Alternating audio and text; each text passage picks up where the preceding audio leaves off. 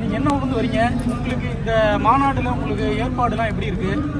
நல்லபடியா இருக்குங்க. நான் வந்து கோவை தெற்கு மாவட்டத்திலிருந்து மதுக்கரை ஒன்றிய துணைத் தலைவியா இருக்கேங்க. பேர் கௌசல்யா. இந்த பாரதிய ஜனதா கட்சியில இணைந்ததுக்கு நான் மிக்க மகிழ்ச்சியா இருக்கு.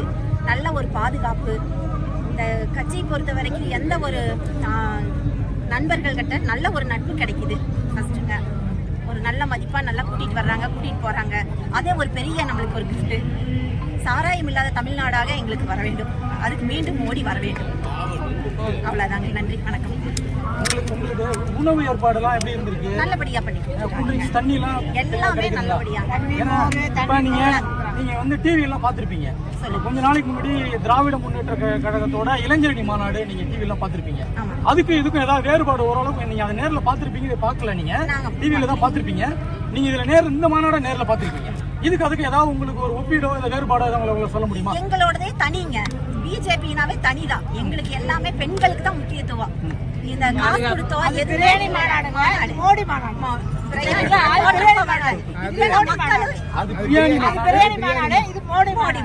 அதே போல ஒரு கோட்டருக்கு பிரயாணிக்கும் எங்க மக்கள் யாரும் வரல. ஒரு 10 ரூபாய் காசு இல்லாம நம்ம காலையில இளைஞர்களாகட்டும் ஒருத்தராவது இத்தனை கூட்டத்துல ஒரு தண்ணி போட்டுட்டு ஒரு அவ்வளவு பேர் வந்தவங்க அத்தனை கூட்டத்துல மகளிர் கண்டனே போங்கக்கா போங்கக்கா போங்க போங்க பின்னால் லேடிஸ் வருது நின்று அவ்வளவு பாதுகாப்பா எங்களை விட்டு இவ்வளவு தூரம் கொண்டு வந்துட்டு இருக்காங்க. எங்களுக்கு மீண்டும் மோடி வர வேண்டும். இதான் கடவுள் கிட்ட வேண்ட அந்த அண்ணாமலையார் கிட்டே மீண்டும் மோடி வர வேண்டும்.